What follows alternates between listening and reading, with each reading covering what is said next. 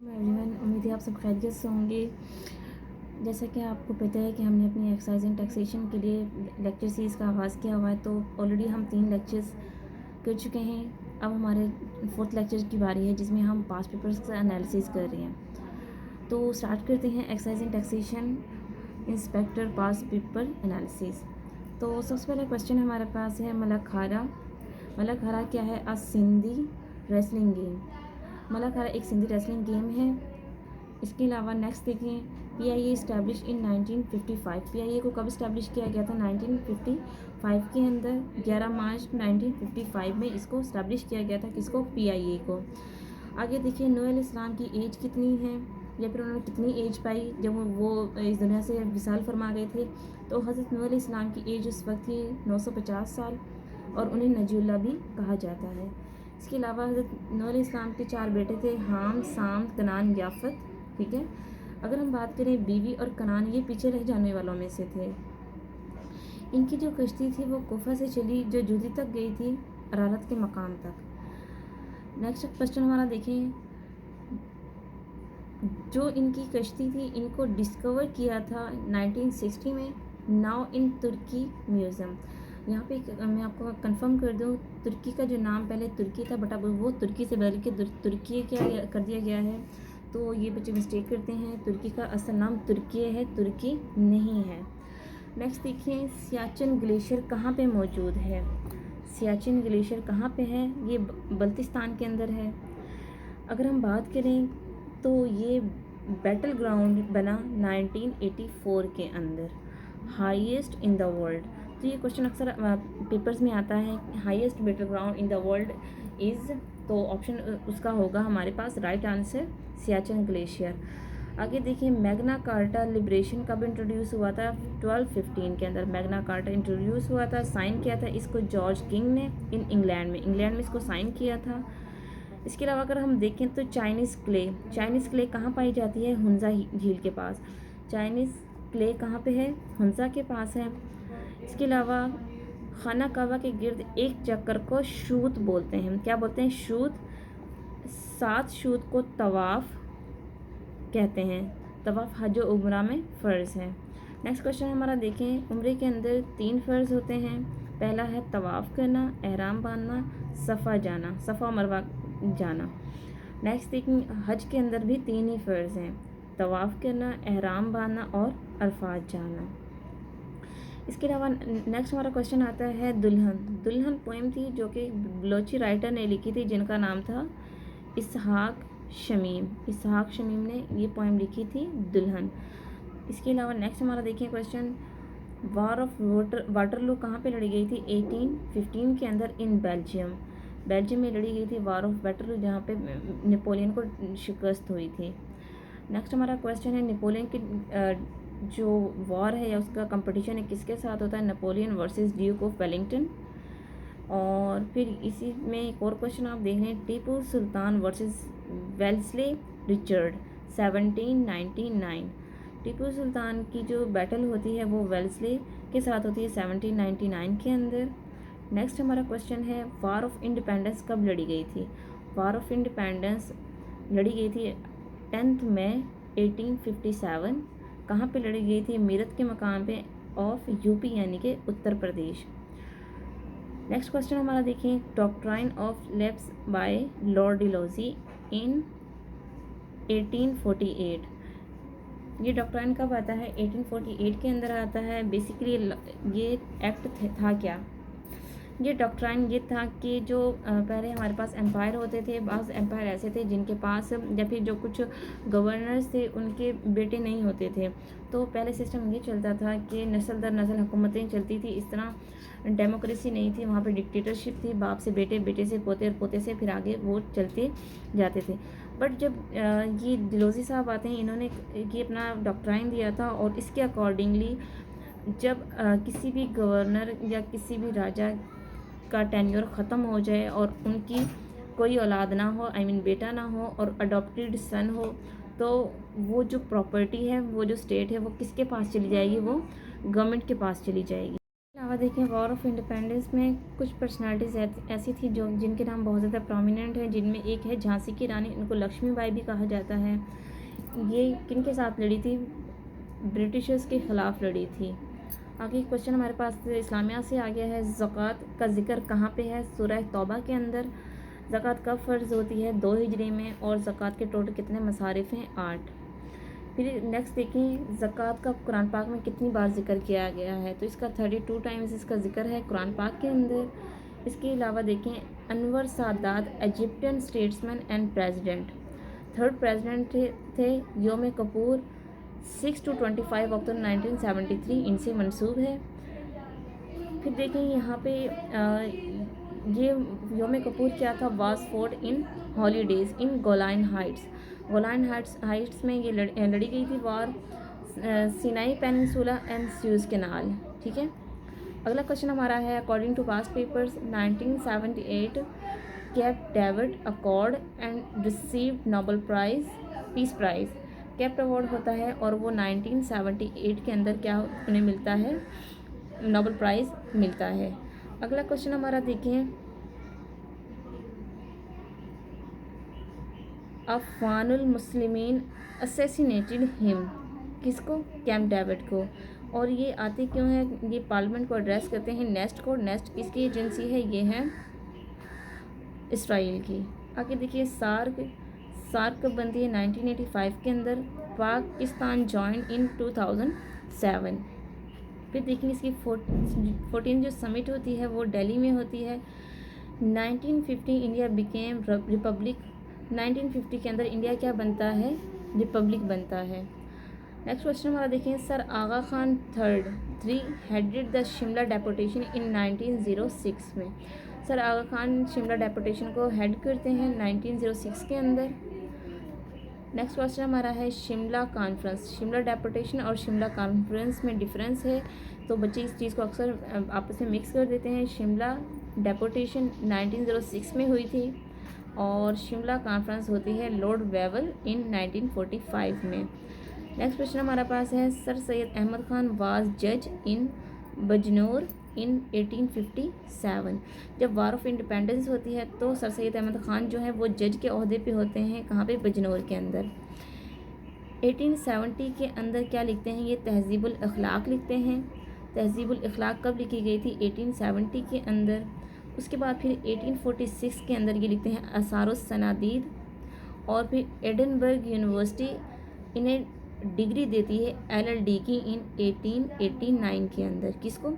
Sir Syed Ahmad Khan को। फिर बारी आती है मुस्लिम स्टूडेंट फेडरेशन की। ये किसने इस्टेब्लिश किया था? हामिद निज़ामी ने। हामिद निज़ामी क्या करते हैं? मुस्लिम स्टूडेंट फेडरेशन इस्टेब्लिश करते हैं। आगे अगर हम बात करें non align movement, non align movement जिसे नाम का नाम दिया जाता है 1961 में बनती है और इसका कहाँ पे बनी है? जकार्ता के अंदर। नेक्स्ट क्वेश्चन देखें largest district of Punjab. Largest district Punjab का कौन सा है? भावलपुर। ठीक है। और पॉपुलेशन के हिसाब से कौन सा है? Lahore. He is also called God of love. God of death is Pluto. Pluto को गॉड ऑफ डेथ भी बोला जाता है। City of canal is Venice. ठीक है। सिटी ऑफ कैनाल अगर क्वेश्चन आ जाए तो वेनाइस सिटी ऑफ कैनाल है। Marco Polo was also from Italy. ठीक है। ये क्वेश्चन इसलिए यहाँ पे जोड़ा गया है कि वेनाइस किस कंट्री का सिटी है? इटली का। तो मार्को पोलो कहाँ से बिलोंग करते थे? इटली से। आगे अगर हम बात करें तो मक्का ऑफ हिंदू इज़ बनारस।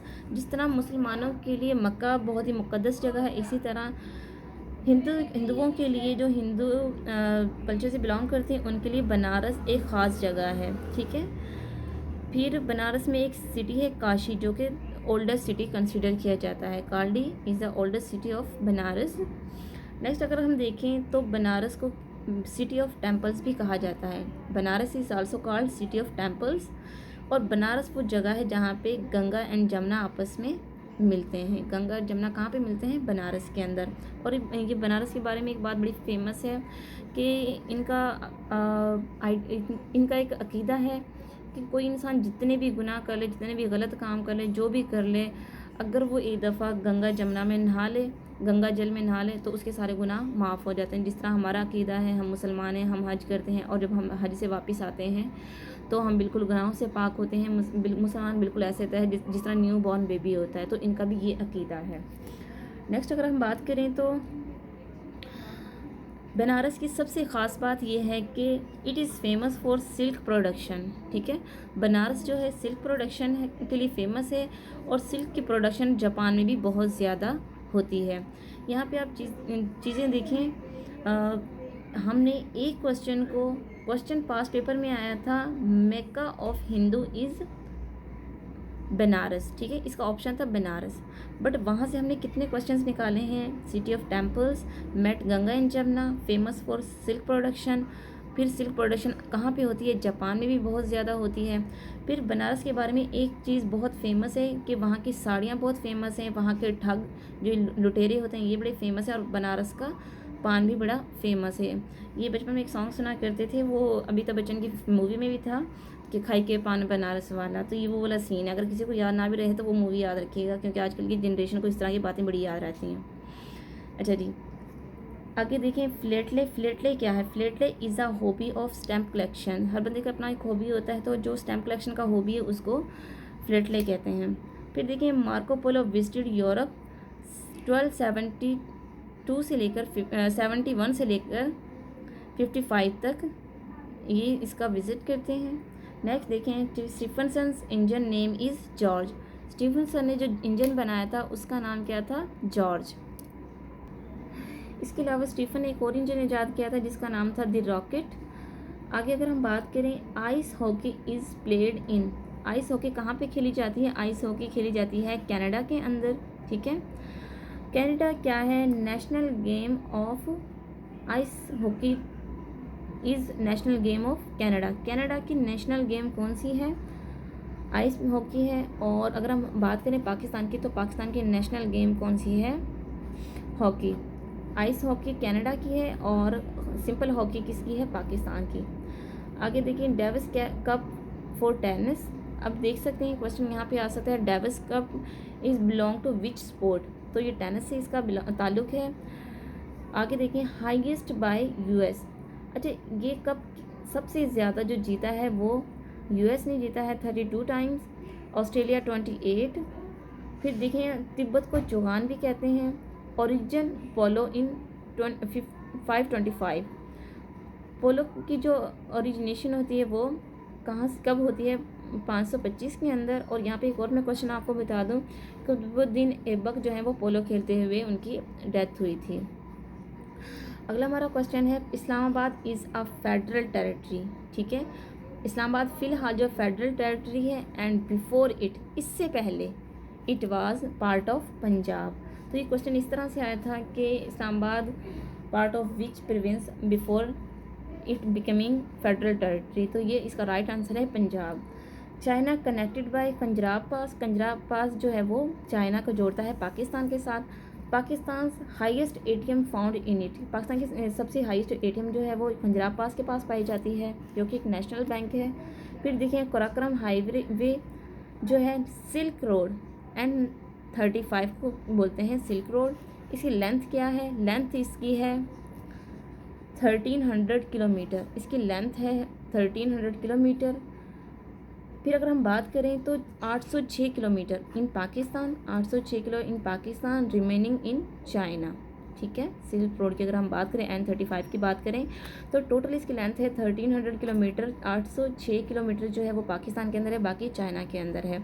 इस तरह के क्वेश्चन PPSC बहुत ज़्यादा पूछती है कि कश्मीर का आधा हिस्सा कहाँ पे है, आधा हिस्सा कहाँ पे है। इसके अलावा अगर हिंदुस्तान में है तो वहाँ पे कितने परसेंट है, पाकिस्तान में तो वहाँ पे कितना परसेंट है, और अगर चाइना में तो वहाँ पे किस तरह कितने परसेंट है। तो इस तरह के क्वेश्चंस को आप इन डेप्थ जाके किया करें ताकि आपके जो है वो नंबर सिक्योर हो सकें। अगर हम बात करें this was being functional in 1986।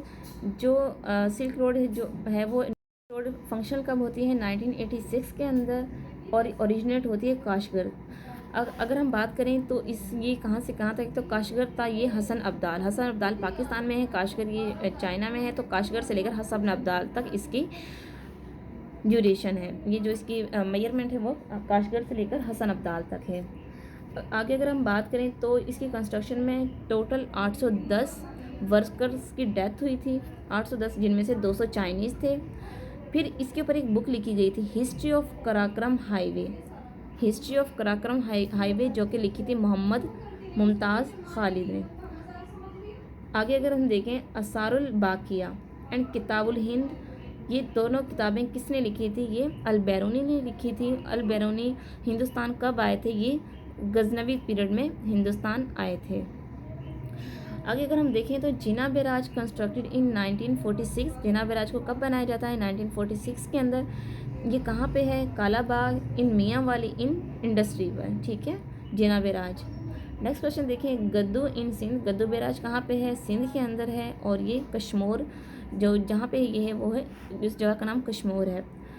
Sucker barrage also called Lloyd barrage, question इस तरह से भी आ सकता है, what is Lloyd barrage, and ये भी आ सकता है कि लॉयल बैराज किस बैराज को बोलते हैं, तो इसका राइट आंसर है सक्कर बैराज। अगर हम देखें Lulusar lake is in Kaghan valley, Kaghan valley के अंदर कौन सी लेक पाई जाती है? लौलासर। आगे देखेंगे polo originated from northern areas of Pakistan, polo जो है वो कहाँ से ओरिजिनेट होती है? Northern areas of Pakistan. अगर हम बात करें तो लिटिल तिब्बत इज़ मर्दान, मर्दान क्या है? उसको लिटिल तिब्बत भी कहा जाता है। आगे अगर हम बात करें first railway track length, Pakistan में जो फर्स्ट रेलवे ट्रैक बनाई गई थी उसकी लेंथ क्या थी? 165 किलोमीटर। कहाँ से कहाँ तक थी? कराची टू कोटरी इन 1861, ठीक है, 1861 के अंदर बनती है, लेंथ इसकी 165 थी, और कहाँ से कहाँ तक? कराची टू कोटरी। अगर हम इसकी टोटल लेंथ की बात करें पाकिस्तान में इसकी टोटल लेंथ कितनी है, तो टोटल लेंथ पाकिस्तान में रेलवे ट्रैक की टोटल लाइन, ओवर लाइन जितनी भी रेलवे लाइंस है पाकिस्तान के अंदर, अगर उनकी हम ओवरऑल बात करें तो इसकी 8162 किलोमीटर लॉन्ग है पाकिस्तान की रेलवे ट्रैक, ठीक है।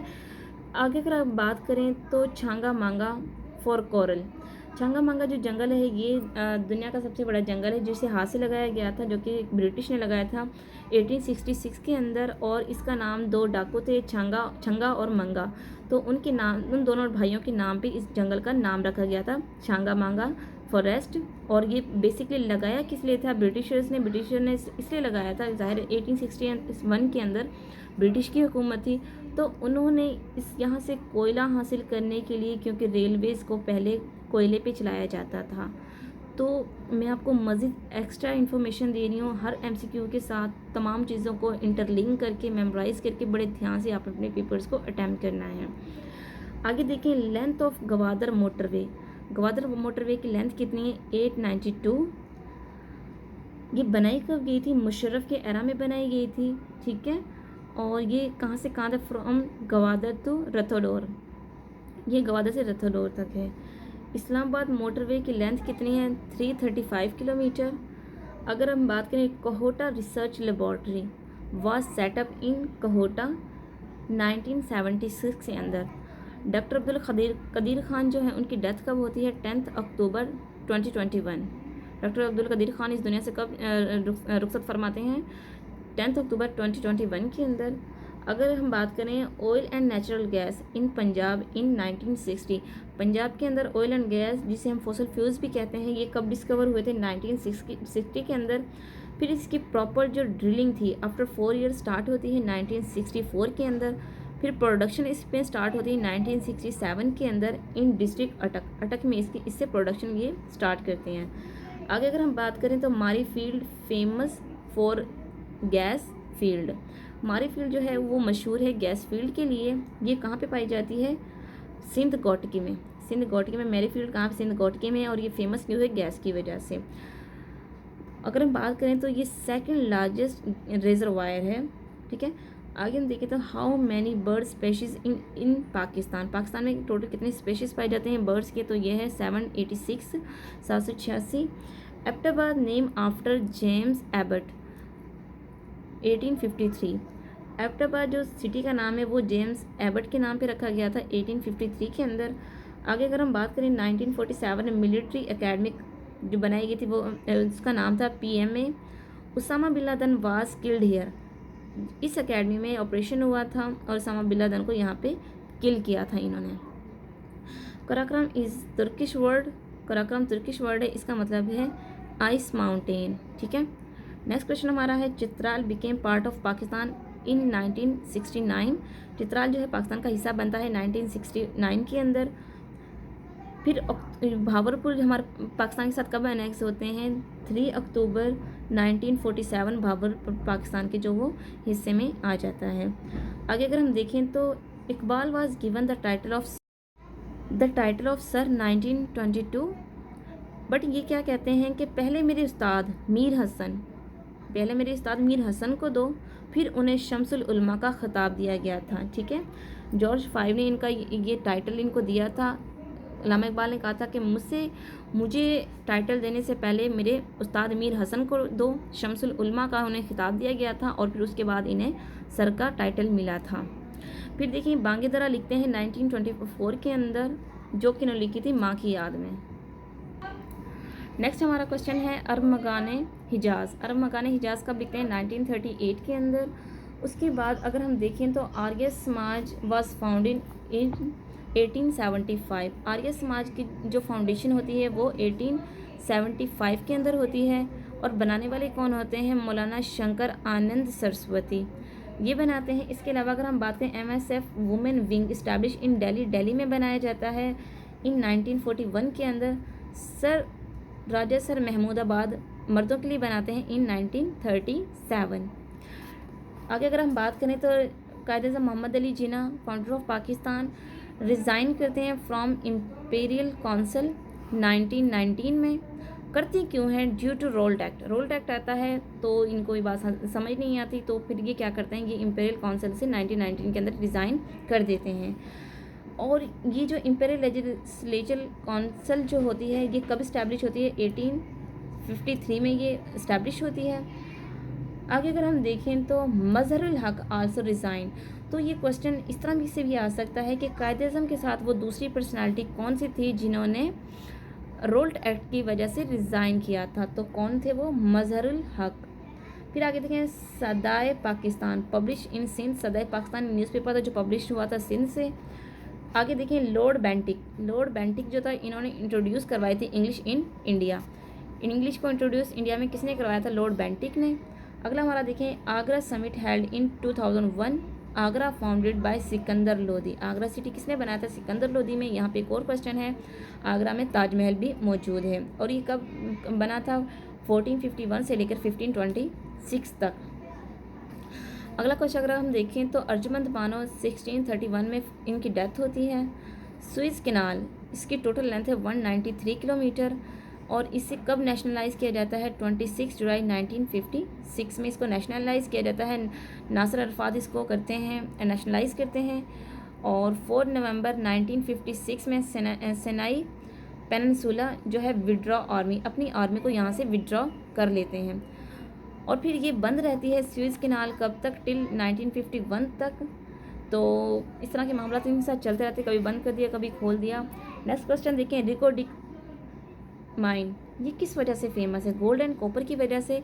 ये दुनिया की 5th लार्जेस्ट जो है माइन है। इस पर काफ़ी डिस्प्यूट भी चलते रहे हैं पाकिस्तान में पिछले दिनों और बड़े इससे मामला ख़राब रहे हैं। तो रिकोडिक डील जो है वो किस वजह से फेमस है? गोल्ड एंड कॉपर की वजह से। ये कहाँ पे है? बेसिकली बलूचिस्तान में। अगर हम रिजर्व वाइज की बात करें, फॉसिल फ्यूल्स की बात करें, नेचुरल रिसोर्सेज की बात करें तो ये नेचुरल रिसोर्सेज मोस्टली जो पाए जाते हैं वो बलूचिस्तान में पाए जाते हैं और यही वजह है कि बलूचिस्तान के बाकी तमाम वजूहात में एक वजह ये भी है कि बलूचिस्तान जो है वो कहते हैं कि हमारे पास ज़्यादा रिसोर्सेज हैं, ज़्यादा वसाइल हैं तो हमें भी हकूक़ भी ज़्यादा दिए जाएँ, जबकि पाकिस्तान के कॉन्स्टिट्यूशन में क्लियरली मेंशन है कि तमाम प्रोविंसेस को इक्वली रखा जाएगा। तो ये एक डिस्प्यूट की एक वजह ये भी है। आगे अगर हम देखें run of Kutch 24 parallel line को बोलते हैं। ठीक है, और ये एक डिस्प्यूट भी है। रन ऑफ कच्छ जो है वो डिस्प्यूट है between Gujarat India and Sindh. इन दोनों के दरमियान में ये डिस्प्यूट है जो अभी तक रिजॉल्व नहीं हुआ है। तो अब तक हम तकरीबन अपने इन 4th लेक्चर्स में तकरीबन तमाम पास पेपर्स को डिस्कस कर चुके हैं और अकॉर्डिंग टू माय प्रॉमिस मैंने आपसे वादा किया था कि आपको एग्ज़ाम से पहले इंशाल्लाह तमाम पास पेपर का एनालिसिस करूँगी। ना सिर्फ वही MCQ आपको मैं बताऊँगी जो पेपर्स में लग चुके हैं, बल्कि इनके अलावा जिनकी प्रोबेबिलिटी होती है कि वो क्वेश्चंस आ सकते हैं, या फिर एक एमसीक्यू से जितने मज़ीद एमसीक्यूज़ जुड़े होते हैं। इसके अलावा एडिशनल इन्फॉर्मेशन जितनी मैं देख सकती थी आपको मैंने वो तमाम इन्फॉर्मेशन दी है। मज़ीद इंशाल्लाह हम कुछ करंट अफेयर्स को डिस्कस करेंगे अबाउट एक्साइज एंड टैक्सेशन के हिसाब से। तो उम्मीद है कि आपको वीडियो पसंद आई होगी और आपको यहाँ से काफ़ी चीज़ें सीखने को भी मिली होंगी। इंशाल्लाह मिलते हैं नेक्स्ट वीडियो में, तब तक अपना ढेर सारा ख्याल रखिएगा। जज़ाकल्लाह, अल्लाह हाफ़िज़।